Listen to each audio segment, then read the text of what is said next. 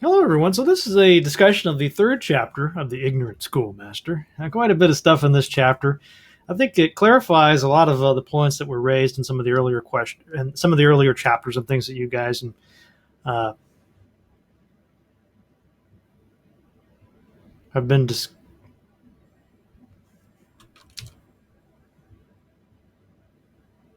Hello, welcome. So, this is a discussion of the third chapter of The Ignorant Schoolmaster called Reason Between Equals. I think it's a really good chapter. There's a lot of depth here. He clarifies some of the points from the earlier chapters, but also, I think, complicates some of those as well. And some of this stuff, I think you probably will agree with without much thought. But other things might have really threw you for a loop.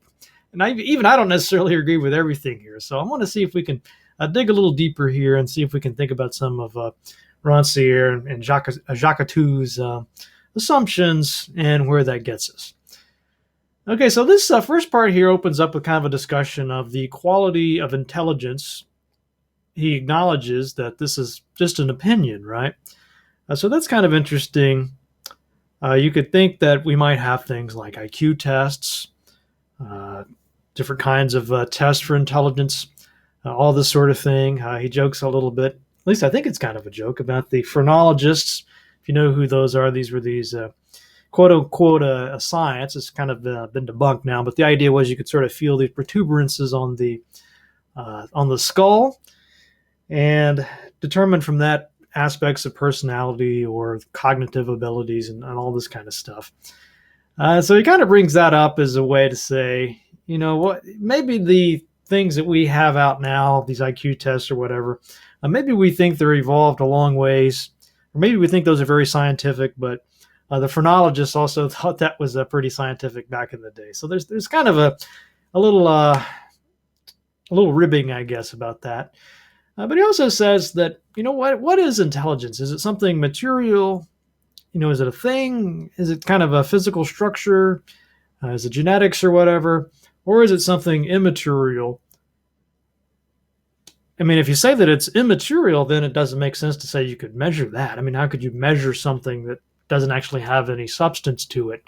It's kind of like saying, is it spiritual? Maybe because you can't really take out a ruler and measure a spirit, whatever that would mean.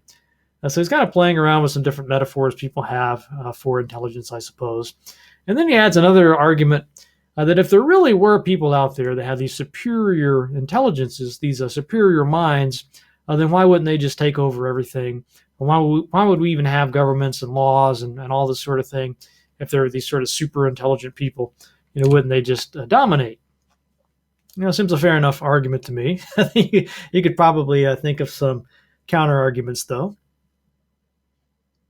Okay, then we get into this idea of attention deficit, and what I would say is an attention deficit part of the chapter, right? Think about it, attention deficit disorder, and you hear that hear a lot about that today. And he says, well, another thing you can look at are infants, really young babies, and you could say they really learn similarly, they behave similarly.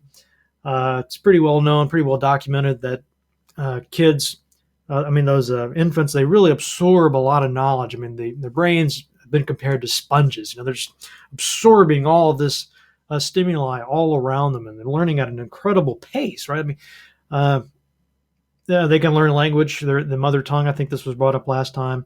You could sit down with a kid every day and really try to create some kind of lessons to help them learn language, but they could also just learn it just by almost magically, just by watching, listening, sort of the process that he gets into later. It's kind of interesting some of these studies that suggest that even the parents that really try hard to teach their kids to speak aren't really all that much more effective than the ones that don't do anything. As long as the kid is exposed to language, they'll pick it up. I've seen some. That seems to be the gist of a lot of research.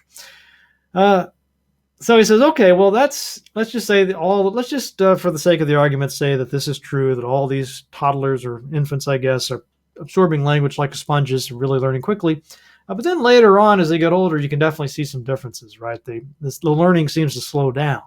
Some kids are brighter than others. It would be the logical conclusion, right? But Rancière says, actually, you could say that they're all equally intelligent. It's just that some kids have more willpower. They're more interested, more passion for learning. They have a better, they're paying closer attention, let's say. And it's really this lack of attention in some of these kids. I guess some of the kids have more, or they're paying closer attention than these other kids are. And that's really what you're seeing. I mean, he's made that argument before. Here he says, though, brings up an interesting proposition that this lack of attention could be caused by, quote, learning through the eyes of others, right? So instead of the sort of infant out there exploring the world, just fascinated by everything, I get to a point where you enter a school system, let's say, kind of a formal system of education, and that leads to, it's kind of his argument, right? As soon as you get to that stage, it all becomes stultifying because you're not learning what you want to learn in the way that you want to learn. You're not learning through exploration and all these things. You're just kind of being taught lessons, so to speak. And then, this seems to be true to me in my experience as a teacher. It doesn't seem to matter what I present to students. As soon as it's in that school context, most of the students would be bored out of their minds, right? You could take their favorite movie, but if you bring it into a classroom, just that act alone is enough to make them hate the movie, it seems. So it does seem to have I do see some kind of stultifying effects, and I'm sure you do as well. So then he talks about this a few times as well. This, again, coming back to this idea of the infant being a sort of learning sponge, as I like to think of it. And thinking about how this works, he says, and I can't help but think about video games when I read these things. I keep thinking about all the games that I've learned how to play without having to have somebody over there to train me how to play. I haven't read the instructions. It's pretty much exactly what Rancière or Socrates points out here. He says, you see it first by chance. Then you try to repeat what you've seen. So you could imagine a game. Maybe you don't know the controls, so you're kind of just pressing buttons, and somehow the guy jumps, right? And maybe you don't even remember what button you pushed to make that happen. So you go back again, and eventually you figure out how to make him jump on cue. And then you start thinking about the cause as well. It must have been that button I pressed. And then at that point, you're thinking about words and sentences to try to tell. I guess he doesn't say explain there, but to tell, what it is you're seeing. So you could say, well, I'm pressing the A button and the character is jumping. That seems to be what happens. And then you just keep repeating these steps until you learn everything else. Now, I was thinking about this because I heard another lecture series one time. They were talking about, why people feel like they have I'm a math person, let's say. And one of the examples the professor gave was, if you take a couple of kids in an arithmetic class, right, none of them know how to add numbers. So you got Johnny there. Maybe he's got 1 plus 2 equals 5. Teacher says wrong. That's not right. Goes through several tries like this, and wrong. And finally gets the right answer. And then let's take another kid. Who was that first one? Johnny. Let's take James over here. And let's say 1 plus 2 is 3. Just guesses right away, gets the answer right. So the teacher might say, oh, wow, you got that correct. You're amazing. Good job, And this could lead to this belief in James that he's got some kind of gift or talent for math, right? And this could carry on all throughout his life, just this one little incident. And, ultimately this can make a big difference. If you have the confidence, that can make up for a lot. Maybe there's not even a need to think about something in the brain that affects your mathematical reasoning so much as just that confidence that could come from just sheer chance of getting the answer right. And you can think about sports too. And if you play sports, you might have sports. Some sports you're better at than others, and you could think about this as well. Did your success at that sport, maybe did you just get sort of lucky at the beginning and get sort of beginner's luck, and that sort of led to a belief that you have this innate ability or talent for this? And if so, how does that affect your performance? And now Rancière has another book called Dissensus, where he sort of attacks this idea of consensus. And that's a whole other book. It's kind of hard to summarize it briefly, what he gets at in that book. But if you think about a meeting or committee, let's say, and the committee says, well, we've arrived at a consensus. And you might say, well, that's good. It's a good thing, right? You've arrived at consensus. But what Rancière says in that book or argues about is when you do that, you kind of the way you reach that consensus is by shutting up people that disagree with the consensus, right? It's kind of like the majority eventually is able to overcome these objections, even if they're really sound and very reasonable objections. You just kind of have to shut them up so you can move on and do whatever it is the committee's supposed to do. So it's kind of a problem at the heart of a consensus. It's not necessarily a great thing when you arrive at a consensus. And we get a little bit of that flavor here in this book when he says things like, well, truth doesn't bring people together. It exists independently and can't be put precisely into words. So this is a very interesting philosophical position. When you want to have a philosophical system, so you got to think about, well, what is truth going to be in my system? I remember Gorgias, if you remember him from your rhetoric history class, and he's known as the nihilist, right? Because he says things like nothing exists, right?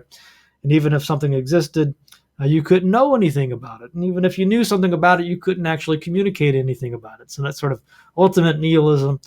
It seems like what Rancière says is that actually there is truth that's out there and you can know it. But the problem is you have to use language if you want to communicate this to somebody else. And this is where it gets kind of interesting, right? So if you can't precisely communicate the truth, that means people have to find it on their own, right? So this is kind of where he gets into this idea of a parabola. So this is why it's so important that these kids have a will and have a desire to learn things in their own way. Because what I'm kind of getting at here is there's no one-size-fits-all method that's going to work for any two people, right? And matter of fact, even if you learn something a certain way, just giving another person those same materials won't necessarily lead to that result, right? They have to find their own way. He says, what's essential is not to lie. Don't lie to yourself, I guess. Don't lie about what you've seen, what you haven't seen, because that's, of course, a bad thing. That would be a way not to learn, right? If you probably, somebody mentioned this in one of the nuggets or one of the responses about how if you have a student write an essay on a topic, making an argument, and they already quote unquote know the answer, they see the truth. Maybe they don't really see the truth, and maybe they really just need to have more of an open mind. Maybe they've been stultified, right? And I thought it was this metaphor about each of us describes our own parabola around the truth, right? So we're all sort of following this orbit, but I was kind of intrigued by this choice of the word parabola. I had to look this up, what exactly a parabola was, and I found this. I don't even know if this is relevant. I just thought I would include it here for your consideration. So this is if you see this diagram here in the corner, the orbits go around. Thinking about a comet, right? So the comet might, do this, have this huge elliptical orbit. Maybe every 40 years this comet appears. Now, according to this, the parabolic orbit though would just go around once and never come back. So, I don't know if that's relevant for this, but I thought it was kind of interesting choice, and it could just be a translation issue for that matter. So, who knows? But it's kind of interesting. Then we get a little more criticism about Socrates and the Socratic method. And I talked about this last time, but he's got this really striking metaphor here about Socrates pretending to lead the student to her own knowledge, but is really the method of a riding school master. And I got the picture there of the riding school master. I think that kind of captures what Rancière is thinking about here. So even though it seems to be a non-directive approach, right, you're just asking questions. I guess the idea is they're very leading questions, right? You're ordering, turning, marching, counter-marching. And then the end result is thinking about Meno again, when the slave boy finally discovers this quote-unquote remembered or innate knowledge, he's just filled with veneration for Socrates rather than being convinced of his own intelligence, right? So that's kind of a problem. And this is a little bit more about the truth and the language, about not being able to couch reality into precise words. Because language is arbitrary, he says. It's constantly changing, for one thing. If you study the history of the English language, if you've taken a course like that, or linguistics, all these sorts of courses, you know that a lot of people think language is this very concrete, fixed thing, right? But in reality, it's kind of a big flux. It's constantly changing, and it's never 100% precise. He says there's no language of intelligence. There's no superior language. And again, I was thinking of there's a study in linguistics by William Labov, about Black English vernacular. And I forget the year that came out, but it was kind of controversial. Not anymore, but at the time it was kind of controversial because he basically argued that Black English vernacular was no less logical, less precise than a standard English. You could communicate exactly. You could be just as logical and philosophical and truthful in that vernacular as you could any other vernacular. Just on a systematic linguistic level, it was equivalent, right? We just kind of delude ourselves into thinking, well, French is superior or English is superior to, fill in the blank language. That's kind of just nonsense, And Rancière or Socrates seems to agree with this. Furthermore, it's good that it's that way, that language is fragmented. He's got this lovely metaphor about these, I think I'm communicating some kind of meaning to you. I'm trying to. Of course, that's who knows how you're translating these words, because all the words I use, the gestures, the sounds, all this kind of stuff, just radiating with meanings, some of which I intend, some I don't intend at all. He kind of says we're just kind of making poetry, right? Almost just everything's kind of poetic, more poetic than we might want to think it is. And that's a good thing, right? Because, as when he talks about the act of the genius, a lot of it's taking things apart, putting things back together, repeating, seeing. So it's, I agree 100% with the Rancière on that. I think it's great. All of the efforts to make it more precise, scientific language, seem to have failed, for that reason, right? I think it's a little bit into politics here. It's talking about liberty, and I was thinking about, what you all would think about some of these positions. Seems kind of like an extreme individualism. I almost thought he was talking about anarchy at one point, but it kind of seems to have come back from that, towards the end. But he says here, liberty is not guaranteed by any pre-established harmony. So again, it doesn't matter what kind of government you're born into, right? It's taken, it is won, it is lost solely by each person's effort. So, I'm not sure where that position would fit into sort of the political parties we have. I guess we could debate that. It was kind of an interesting point, about this focus on the individual.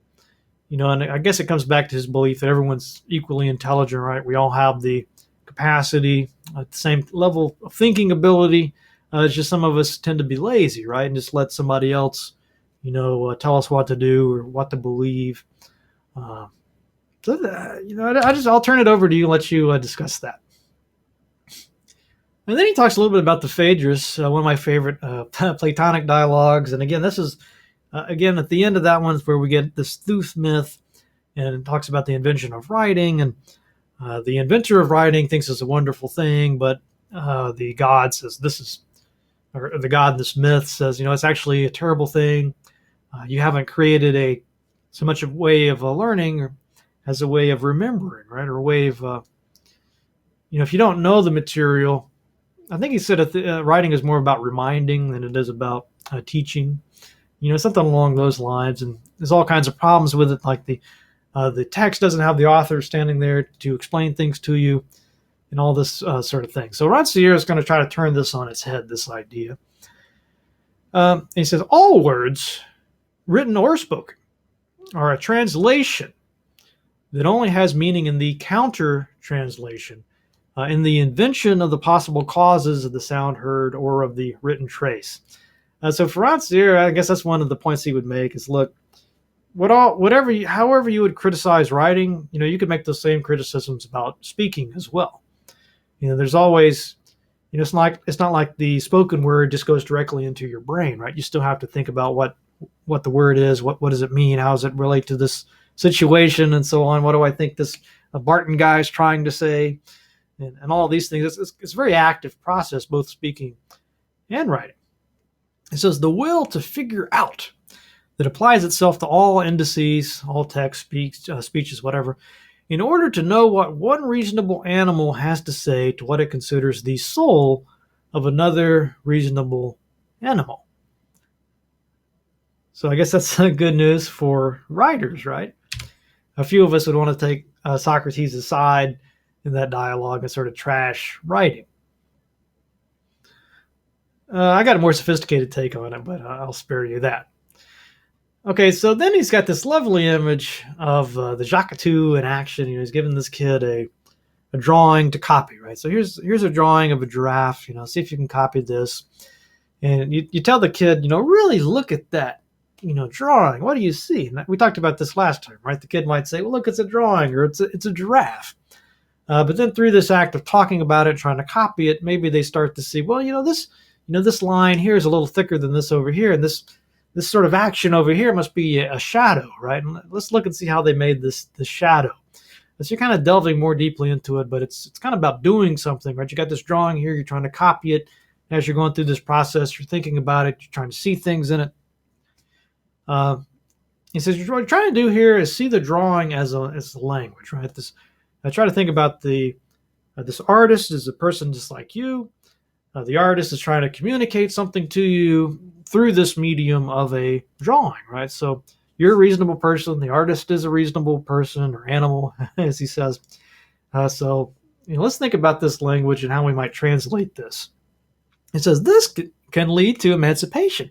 So it's not like this exercise. The purpose of the exercise isn't so the kid can become the next, Picasso, Da Vinci, whatever, but to gain some confidence. And it's got this lovely line here about, me too. I'm a painter, right? I can draw. I can see this language. I can see what this message is trying to be communicated is. I can communicate back in that same language. So it's kind of an exciting epiphany, and you probably had classes where the students kind of light up with this sort of realization. One of the things that we talk about in composition is, trying to get the student to see him or herself as a writer. Not be shy or embarrassed or whatever to call him or herself that, to have that sort of confidence, I guess, to say, yes, I'm a writer too, right? Because, if you don't have that belief, if you believe, well, I'm not a writer, then you'll never get to that. You'll never emancipate. You'll just be stultified, right? You can have all the grammar exercises you want, but you're always going to be stultified just by that belief that you are not a writer. He says that isn't pride to say, yes, I am a writer. Actually, the pride, I thought this was really good. So that's not pride to think that you're a writer. The pride comes in when you say, you know what, you're not a writer, or you're not a painter. It's kind of the snobbery, right? The superiority. And when you get there, that's when the pride comes in. And of course, with it, the stultification. For both, this is what's interesting about Rancière. So the stultification isn't just the student that feels bad now. You just said she's not a writer, so she feels bad, she's stultified. But also you, for saying that, have stultified yourself, because that belief in your own superiority is just as bad for you as the inferiority feeling is for her. So it's double stultification. And then we talk about the artisan's role. And so this was bothering a couple of people. The idea of, well, if everybody's equally intelligent, does that mean that everyone's just as good at painting or whatever? Of course, that's not what Rancière is saying. He says conceiving well is available to anyone. So I guess anyone can look at a painting and eventually, I guess, see it closely enough and figure out how to communicate or what the artist is communicating. He says articulating well. That's an artisan's work that it supposes the exercise of the tools of a language. So the tools of a language. So for painting, I suppose that would be the paints you're using, the brushes, the array of techniques you have, this terminology, all of these things that go with painting. Some artists will be able to use that language to articulate better than someone who's just learning, right? I mean, that just kind of makes sense. And then we have a really striking passage, and I just had to read this. It's one of my favorite passages in this book. It's at the bottom. It's at the sort of towards the bottom of page 68, and he's talking here about learning. Right? Where do you want to learn? He says, "One must learn near those who have worked in the gap between feeling and expression, between the silent language of emotion and the arbitrariness of the spoken tongue, near those who have tried to give voice to the silent dialogue the soul has with itself, who have gambled all their credibility on the bet of the similarity of minds." Yeah, it just gives me goosebumps to read that. It's really a powerful prose there. And I think even people that disagree with a lot of what Rancière says will hopefully find some significance and meaning in that passage. Okay, so just to wrap up here, he talks a little about genius, because there's always going to be the person that says, well, geniuses are just, they, if anybody's got a superior intellect, it must be these geniuses, right? They just kind of come out of nowhere. These Einsteins, these Picassos, Michelangelos, Debussy's, and whatever, Mozart's, and there's just something special about their brains, right? As a Rancière, Jacques wants to say, no, it's all the same intelligence, right? It's learning things, repeating, imitating, translating, taking apart, and putting back together. Lather, rinse, repeat. Just keep doing this, and you can be a genius yourself. I mean, this is how Mozart created his masterpieces. It's how anybody else could create a masterpiece. It's just how anybody does anything, I guess, if they really want to do it well. Of course, again, this notion of the will and paying attention is paramount here. What was it? I'm trying to remember the name of that. The tipping point, and then Malcolm Gladwell, I believe, came up with this 10,000 hours, right? So if you do something for 10,000 hours, and I guess run through these 6 steps, you will get really good at anything. I'm thinking about programming a computer. Basically this is how you learn to program, right? You learn some code, you try it out, you repeat it, you find some source code, some code somebody else has written already, you imitate that, you start translating this code for this purpose into this, use it for some other purpose, taking apart code, putting it back together, and then going back through these 6 steps. And you seem like with this you could learn anything, really. Now I have a very similar thing that I teach my 191 students about, kind of a cycle of learning, very recursive process. And he talks a little bit about Racine, and I don't know if you're familiar with that, with his works or not. That doesn't really matter. You could fill in any author there. And he talks about a point where you're reading. I was thinking about J.K. Rowling. A lot of people really love the Harry Potter series. And I think probably part of that is when you're reading the Harry Potter books, you don't really feel like the author's sort of pandering to you. It doesn't feel like a children's book, right? It's not like anybody's talking down to you, anything like that. It just feels like it's almost like you're just sitting across from J.K. Rowling, right? And you feel like a lot of people have when you read Harry Potter. You feel like, I could write as well. Since those novels have inspired a lot of kids and adults even to try their own hand at writing. This fan fiction community is huge for Harry Potter, and I think that's kind of what Rancière has in mind here. We believe ourselves to be Racine, and we are right.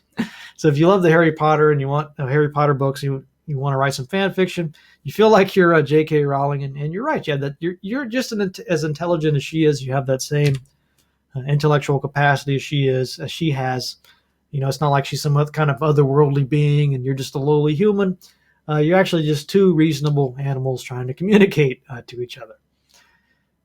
Then we talk about equality and reason, and some other quotes that I just share with you, and I'll tell you what I think about them, and then you can tell me what you think.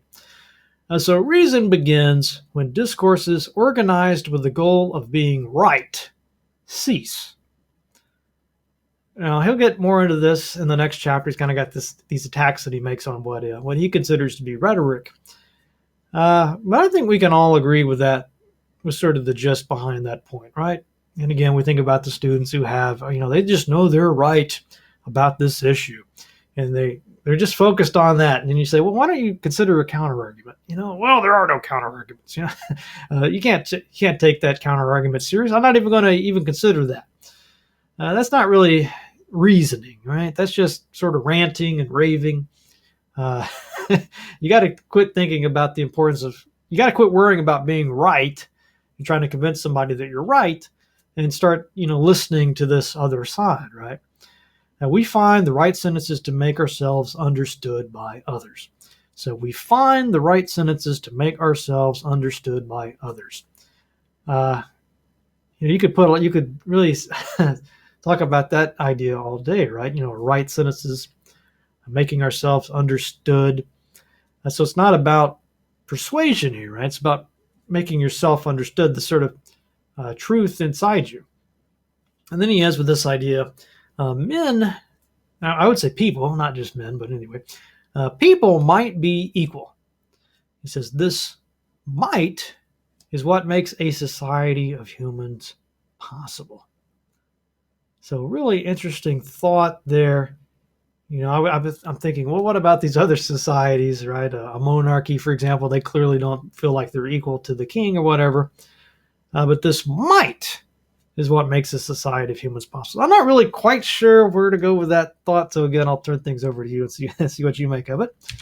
Anyway, I hope you enjoyed this chapter. Lots of interesting things we could ponder, take apart, learn, repeat, imitate, translate, take apart, and put back together. But anyway, I'll leave it here for now, and I hope to see you again very soon. Thank you.